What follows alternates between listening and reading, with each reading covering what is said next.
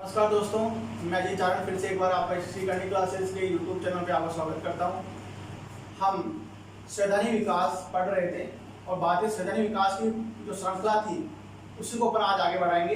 जैसा कि आपको पता है कि अपन ने 1858 तक का जो भारत शासन अधिनियम था वो अपन ने कंप्लीट कर लिया है। ठीक है, अब उसके आगे की प्रक्रिया है, कौन से अधिनियम आते हैं, क्या होता है, तो उन्हीं को अपन शुरू करते हैं। तो आज अपना जो टॉपिक रहेगा वो रहेगा 1861 का भारत परिषद अधिनियम। ठीक है, अब इसके अंदर क्या है, कौन कौन सी बातें हैं वो देख लेते हैं। ठीक है, जैसे शुरू में अपन करेंगे इसके साथ, तो इसकी प्रमुख बात कौन सी बात, प्रमुख बात क्या है कि viceroy Lord Canning, viceroy Lord Canning ने क्या किया कि क्षेत्रीय प्रतिनिधित्व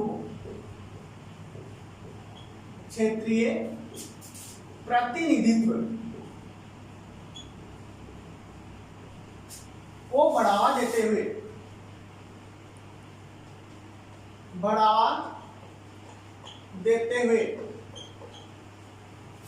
क्या क्या, पहले तो अच्छा समझेंगे आप कि वायसराय लॉर्ड कैनिंग ने क्या किया, क्षेत्रीय प्रतिनिधित्व को बढ़ावा देने की सोची कि क्षेत्रीय प्रतिनिधित्व को बढ़ावा दिया जाए। इसलिए उसने क्या किया, विधायी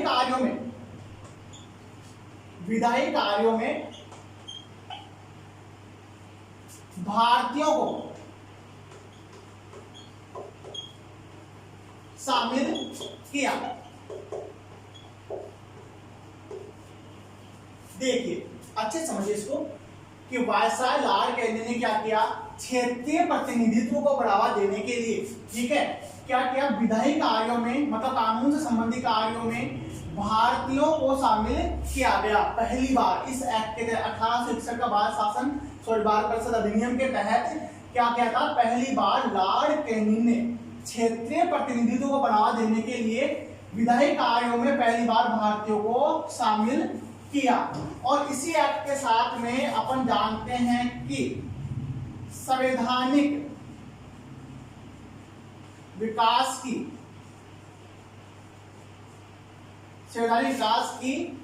वास्तविक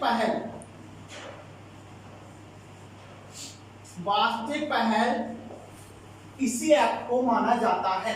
क्यों माना जाता है कि साहब पहली बार भारतीयों को इसके अंतर्गत शामिल किया गया है, भारतीयों को इसको शामिल किया गया है, तो सीधी सी बात है संवैधानिक विकास की जो वास्तविक पहल है वो इसी को माना जाता है। जब 1773 का रेगुलेटरी एक्ट अपन ने पढ़ा था उस समय मैंने आपको बताया था कि यहाँ से शुरुआत मानी जाती है संवैधानिक विकास की, पर अगर वास्तविक शुरुआत अगर अपन पढ़ेंगे तो वो था 1861 का भारत परिषद अधिनियम, क्योंकि इसके अंदर पहली बार भारतीयों को शामिल किया गया था कि साहब भारतीयों के लिए संविधान बन रहा है, भारत देश के लिए संविधान बन रहा है, तो उसमें भारतीयों को शामिल करेंगे जब तो कोई बात रहेगी। तो पहली बार कब शामिल किया गया, 1861 के एक्ट के तहत। ठीक है, अब आगे अपन इसके अंदर पढ़ते हैं कि और क्या प्रावधान इसके अंदर किए गए।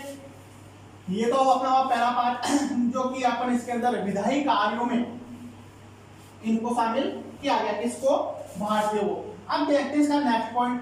ठीक है, 1862 में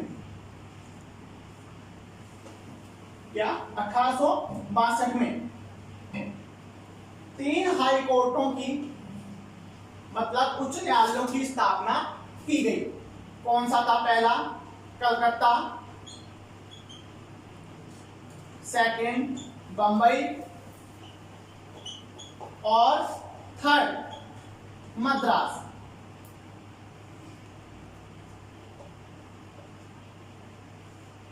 ये 3 हाई कोर्ट थे जिनकी स्थापना इसी एक्ट के तहत 1861 के एक्ट के तहत की गई। कब की गई साहब, 1862 में। फिर आगे देखिए आता है 1866 में एक जो हाई कोर्ट है उसकी स्थापना फिर वापस की गई। वो कौन सा था, इलाहाबाद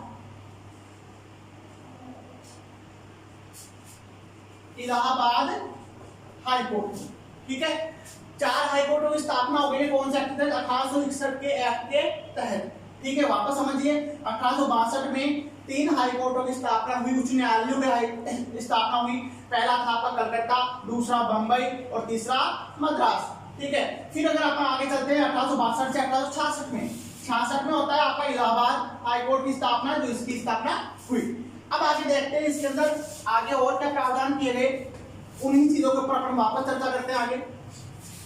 इस एक्ट में कुछ खास बातें नहीं है, बस यही है, 2-3 बातें मुख्य हैं जो अपन इनको कर लेते हैं, क्योंकि मुख्य रूप से आपके आने वाले जो और अधिनियम है उनके ऊपर विस्तार से चर्चा की जाएगी। ये जो एक्ट है इनकी कुछ बातें ही अपन से मुख्य रूप से पूछी जाती है। अब आगे देखो 1773 एक्ट आपको याद होगा, 1773 वाला। इसमें क्या किया गया था कि केंद्रीयकरण की व्यवस्था की गई थी।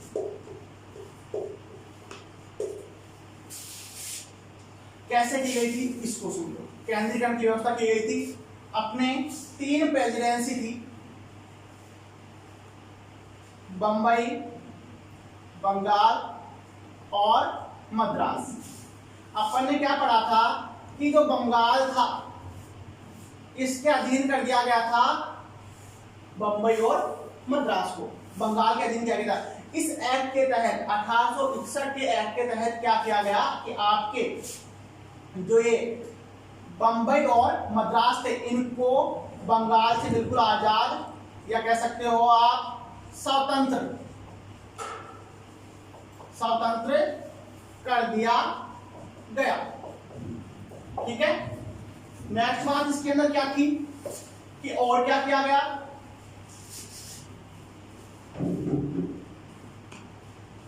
वायसराय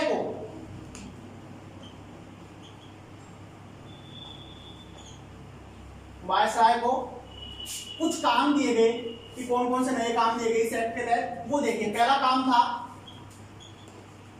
नई प्रांतों का गठन,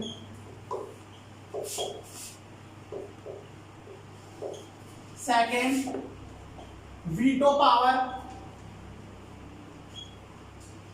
वीटो पावर क्या है जानते हो, मतलब एक प्रकार से निषेधाज्ञा, मतलब मना करना, किसी चीज के ऊपर निषेध का जो अधिकार होता है वो।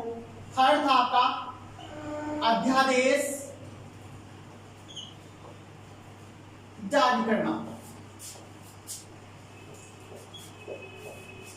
ठीक है, ये 3 आपके अलग से वायसराय के पास में अधिकार जोड़े गए। कौन से एक्ट के तहत? 1861 के एक्ट के तहत, जिसके अंदर क्या किया गया, पहला कार्य था साहब नई प्रांतों का गठन करना, दूसरा था आपका वीटो पावर देना, ठीक है, तीसरा कार्य था अध्यादेश जारी करना। क्वेश्चन अपने बन सकता है कि नई प्रांतों का गठन कौन से एक्ट के तहत किया गया, या कह सकते हैं कि वायसराय को नई प्रांतों का गठन करने से संबंधित अधिकार कौन से एक्ट के तहत दिया गया, तो अपने आएगा 1861 के एक्ट के तहत।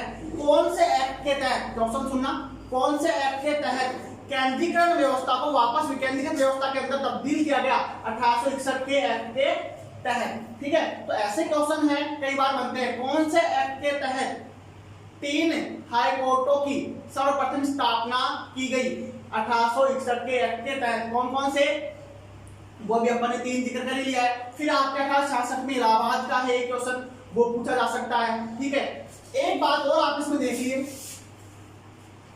विभागीय व्यवस्था या अपन इसको कह सकते हैं मंत्रिमंडलीय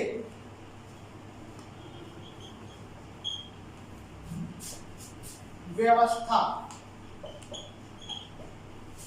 की स्थापना भी इसी एक्ट के तहत की गई थी। ये हो गए अपनी इस एक्ट से संबंधित मुख्य सारी बातें। ठीक है, इसमें यही 4-5 बातें हैं, और क्वेश्चन अगर आना होता है तो इन्हीं में से घूम फिर के आ जाएगा, इससे बाहर लगभग क्वेश्चन नहीं जाता है, क्योंकि इन एक्टों से ये एक तो क्वेश्चन नहीं बनते हैं। मेन अपने एक्ट आएंगे वो 1909 से आपका जो शुरू होता है, 1909 है, 19 है और 35 है। ये 3 एक्ट जो है अपने संवैधानिक विकास में महत्वपूर्ण भूमिका अदा करते हैं। इनके जो क्वेश्चन बनते होते हैं वो यहीं से बन जाते हैं, बनने होते हैं तो ठीक है, अदरवाइज मेन जो क्वेश्चन बनेगा वो वहां से बनेगा, तो अपने नेक्स्ट अधिनियम आएंगे। अब अपन बात करते हैं इससे संबंधित आगे अधिनियम कौन सा आएगा उसकी। देखिए, ये जो अपना 1861 था, इसके बाद में अपना जो एक्ट आता है वो आता है 1892 का एक्ट। उसके अंदर मुख्य रूप से 2-3 बातें हैं, वो ज्यादा बड़ा एक्ट नहीं है, संक्षेप में ही उसका वर्णन दे रखा है, कुछ खास उसके अंदर नहीं है।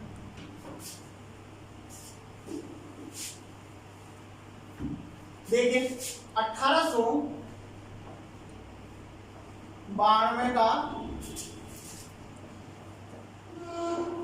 भारत परिषद अधिनियम।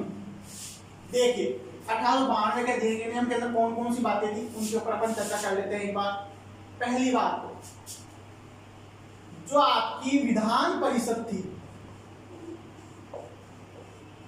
आपको अगर याद आ रहा हो तो 1853 में अपन ने पढ़ा था कि विधान परिषद का 12 सदस्यीय विधान परिषद का क्या किया गया था, सर्वप्रथम गठन किया गया था। ये अपन ने कब पढ़ा था, 1853 में पढ़ा था। ठीक है, तो अब इसके अंदर क्या किया गया, इसी विधान परिषद के अंदर न्यूनतम सदस्य संख्या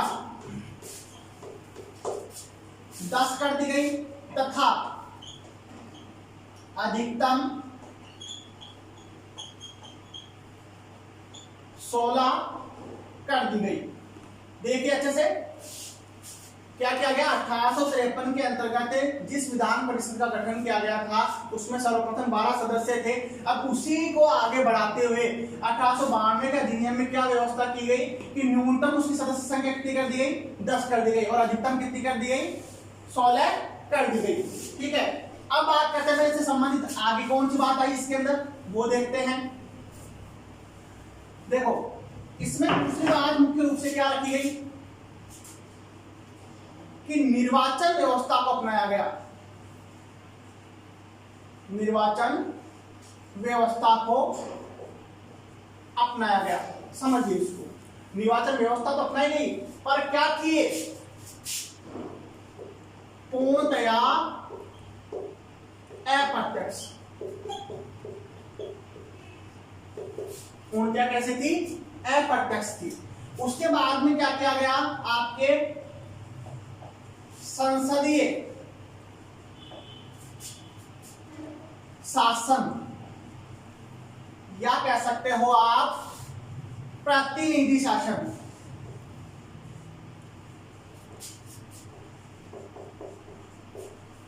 प्रतिनिधि शासन की स्थापना की गई, पर यह भी क्या था, अप्रत्यक्ष रूप से। मतलब संसदीय शासन या प्रतिनिधि शासन की स्थापना तो की गई, पर यह भी क्या था, अप्रत्यक्ष रूप से शासन ये यहाँ पे स्थापित किया गया था, वो था। और निर्वाचन व्यवस्था था, वो भी क्या कैसी थी, अप्रत्यक्ष थी। ठीक है, अब आगे बात करते हैं इसके अंदर की और कौन सी बात रखी गई। एक बात और इसकी मुख्य रूप से है, बाकी फिर इसका ये लगभग मैटर कंप्लीट है। इसका क्या है वो देखिए,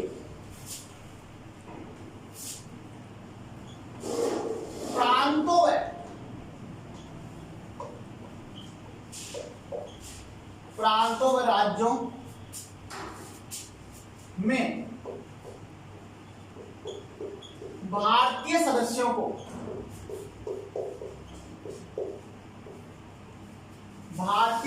को बजट पर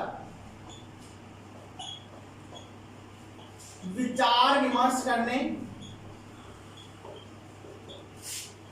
व प्रश्न करने का अधिकार।